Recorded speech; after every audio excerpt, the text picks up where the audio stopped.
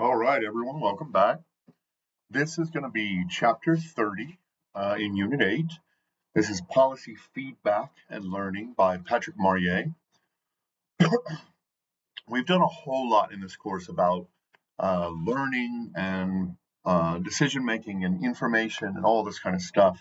So I'll just kind of try to give a broad overview. We'll jump straight into 30.2. What is feedback and policy learning? Um, Basically, all decisions, anything we put on paper is a policy, basically, whether on as an actual bill or as a bureaucratic rule or whatever it might be, right? Lead to ossification, right? Of policy and often inevitably leads to some positive feedback too, as well as negative feedback when things are going wrong. But this makes things difficult. Once you put it in place, some positive feedback's going to be coming through. People probably don't want to look like they got the law wrong the first time around, right? So there's probably a little bit of positive bias, all these things. And reversals or massive changes can be costly sometimes, right? They can cost political capital, right? As we know about like the first 100 days of a presidential term in the United States or whatever. But they can have fiscal and political and economic costs too, right? And there are probably five at least reasons for this. One, um, at least from an economic perspective, the market is based on sort of competition and choice, right? And so we learn things through the invisible hand of the market. But public policy isn't necessarily like that, and government programs aren't like that, right? Because in many senses, the point of government is to fill the holes where market wouldn't work, and so you're not getting that great feedback. There's no competition in the market to try to incentivize improvement and these sorts of things, right? Okay. Number two, someone almost always gains from a policy, right? There were reasons why they put it in. Coalitions get built around them, the benefits at least to protect them.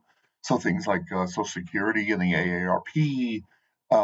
But there's always somebody trying to push, the positive benefits for their particularized group.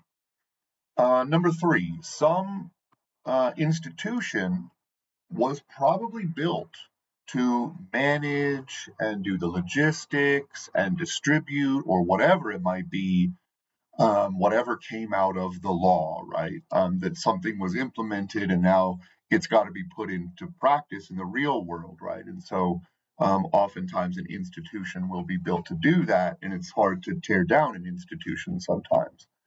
Although there is really cool research out there that suggests that institutions, at least in the United States, bureaucratic institutions only have a survival shelf of like 25 years or so. So fascinating stuff. They'll get swallowed up or changed or just completely destroyed. Or it was interesting to learn that. And the fact that an institution is built here means that like there's rules around how this gets implemented, all that stuff, right? And so there are also rules around like how does the government fire people if they're just trying to like destroy an entire institution, right? So yeah, that's difficult. Cutbacks can cause backlash, right? Not only from the citizens, right? We've seen some sort of frustration with some of the I don't know, maybe not necessarily the Doge reform stuff under the Trump administration, but the sort of cutting back of social safety nets and things like SNAP or what we used to call food stamps, these sorts of things. And so, yeah, I mean, regardless of, I don't want to get into the politics or whether it's good or bad, but it does draw eyeballs and it can cause consternation, right? So you got to be careful about those sorts of things. Let's see, there was, path dependency is the final one. And we kind of touch a lot on this, but once you sort of put something in motion, it's hard to get it to change direction, right? Like not only from a physics Newtonian standpoint, but also when it comes to bureaucratic rules and laws and these sorts of things, right? And while there might be ultimate outcomes possible at the sort of initial stages, of the agenda setting. Eventually, once the bill is passed and once a structure is built out, you get really high levels of path dependency unless something goes wildly wrong. Um, let's see. Oh, and I did want to point out, like, just from economics too, like, there is a first mover advantage in getting something just on the books the way you want it to be set up, right? And it can be difficult. And politicians and lawyers and attorneys general are really learning these sorts of things. That like there's a big advantage to just having some ruling or whatever it might be on the books, and then that's where the starting point for the debate begins, right? And so that's a really interesting thing that we're finding out through the sort of justice system in many ways, but also just putting policy down that, just so we can have rules around it. Okay. There are a bunch of different types of policy learning, which we've talked about: drawing lessons, social learning, organizational learning, policy transfer and diffusion, all these sorts of things, right? So I'm not going to hammer on them too hard. Let's see. This paradigm, I would say, of, I don't know, policy feedback and policy learning, at least from my perspective, seems to be a little bit sort of hopeful and utopian.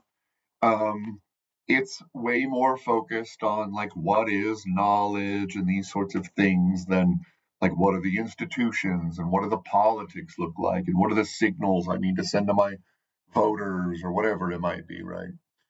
They also assume there's sort of it's very collaborative and there's open and honest discourse and this sort of thing, but that's contextual. Let's see. And they also sort of build in this assumption, right, that a lot of, I think, I don't know, just lay people think about policies that we're always trying to get feedback and improve the policy over time, even if it is just incremental. But that's not always the case, right? And so, again, some of it seems a little bit hopeful. Some of the critical or the critiques of this paradigm are that there's a lot of diversity in how do we even say, like, what is a key term? What is a concept? How do we measure learning? How do we measure, quote unquote, policy improvement?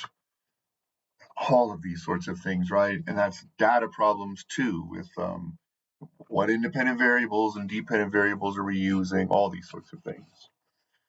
They also have what's called Galton's problem, which is that like you can't just assume that this is an exogenous change, like an external change from feedback and stuff. Sometimes it's internal, right? Institutional leaders will want to change things, or politicians will want to change things to I don't know, make it more palatable maybe, or to maybe jump ahead of a problem before people really start to discover this at large. Let's see. And then again, they sort of marginalize the politics of it, right? We talked about the epistemic communities chapter and how little like some of that stuff really matters sometimes, right?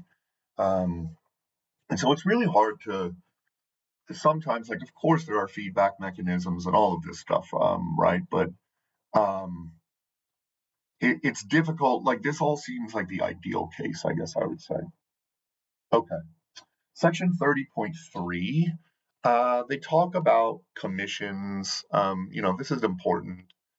But we talked about a lot of this stuff in the former chapter, so we're just gonna end here.